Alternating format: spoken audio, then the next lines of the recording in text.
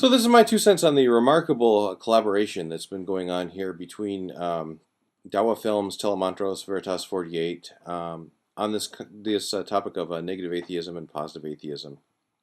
Let me first of all say I think it's really cool that you all are collaborating on this. I mean, it's about time that evangelical Christians realize that they have a lot more in common with Islam than they have separate from Islam, and I think you guys are a good example to the whole world in terms of like how theists can profitably collaborate.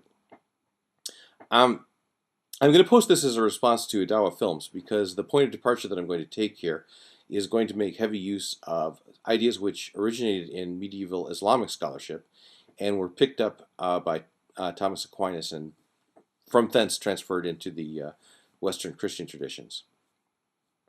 I have two basic points to make here, right? What they're talking about here is like, if you want to make the statement, there is no God, they're claiming that this is a positive statement about God.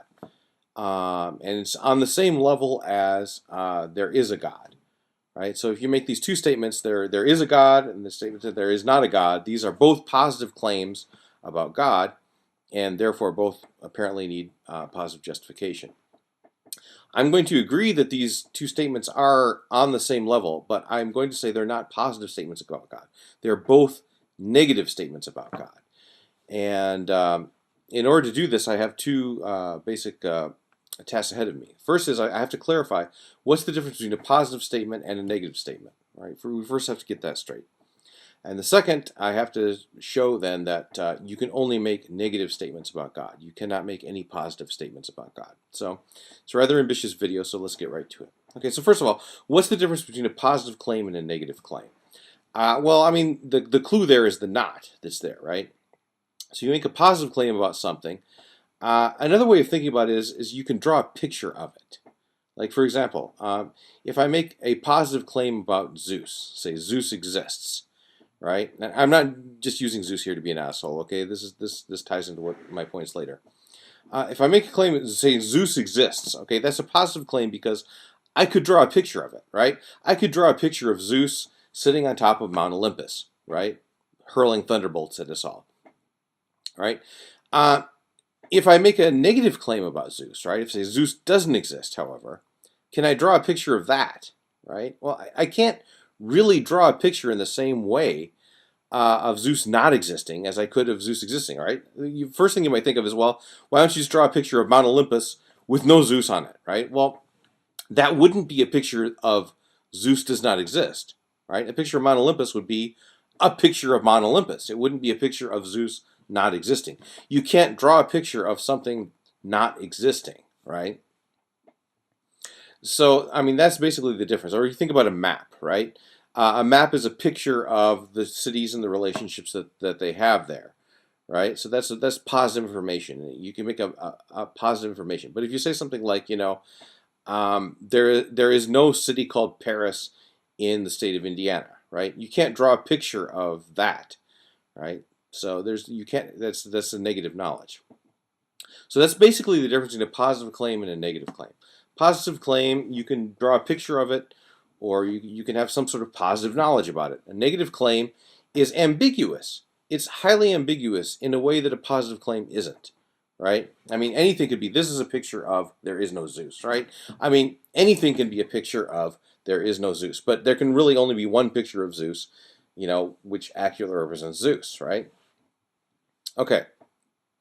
So now the question is, can we have any positive information about God? Now, our first clue here is well, can we draw a picture of this God, right? Now, here's the score, right? In the Abrahamic traditions, and apologies to my viewers in Indonesia, but I am going to use the same word, God, to represent the God of Abraham and the God of all of his spiritual children. In the Abrahamic traditions, you are prohibited from drawing a picture of God. Now, why is this? Now, this is it's very striking, right? I don't know of any other spiritual tradition which prohibits the drawing of gods in this way. But so it's got to be very important, and the reason is definitely this way. You cannot have any positive knowledge about this God. Now, In medieval times, you look at the Kalam school of Islamic thought. They came up they thought very hard about this and came up with some interesting ideas about this, which I'd like to briefly talk about. Now, if you accept the general framework of, say, the Kalam argument for the existence of God, where everything that exists, there has to be some reason why it exists or something that causes it to exist. Um, and eventually you follow this chain back and you get to God, which is not caused in the same way. God is completely different from everything that follows in the causal chain, in that God does not require a beginning, or God does not require something to cause it to exist. So they they thought about the process of causation in the following way. Say so God is going to create me. So he has some plan, some idea in his mind about what Randy Helserman's going to look like. He's going to have a scruffy beard. He's going to be bald. All this kind of stuff, right? And so there's the potential of Randy Helserman to be there. All these properties that I have, these positive attributes, the things that you can draw pictures of. You can draw a picture of me with a scruffy beard, right? That picture is in God's brain, but it exists as a potentiality, and is brought from potentiality into actual existence by God. Right now, there is something that has these properties.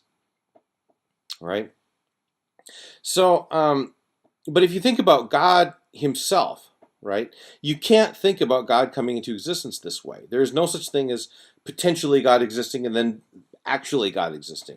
This whole idea of there being existing these properties that are there, which are potential properties, and then becoming actual properties, that whole idea just doesn't work. God is so completely transcendent, God is so completely different from everything else that's there, that there just is no conceiving of him as having these properties whatsoever. Okay? So, I mean, the remarkable conclusion here is there's really nothing positive that you can say about this God. Now, St. Thomas Aquinas was quite struck with this. In fact, there's a way that you can look at all medieval theology as basically being a reaction to Islamic theology. And this is one of the ways. And basically, Thomas Aquinas took this up and he gave it a nice Latin name. And so what are you going to say? Does it mean you can say nothing about this God? Well, pretty close. But what you can do is you can say things that God is not. He called it in Latin the via negativa, right? So you can say God is not finite. God is not human. God is not this. But you can't really make any positive claims. You can't say what God is, right? Okay, so now there are schools, I realize there are schools of Islam and there are schools of Christianity which dispute this, which say you can make some positive claims about God. But I do believe that these run into real danger of idolatry. I mean, if you make a positive claim about God, that means you could draw a picture of God as having that attribute. Like you say, positive claim that God has a nose, right? You could draw a picture of God having a nose, and that would be idolatrous, right? So, um, in short, basically, what I'm trying to say here is this claim that God exists, or this claim that God does not exist. Yes, they are on the same page. I mean, they're the same thing, but they are both negative claims about God. You cannot. I mean, the Abrahamic God, the God is conceived of in the Abrahamic traditions. You really cannot make any positive claims about him. Thanks a lot.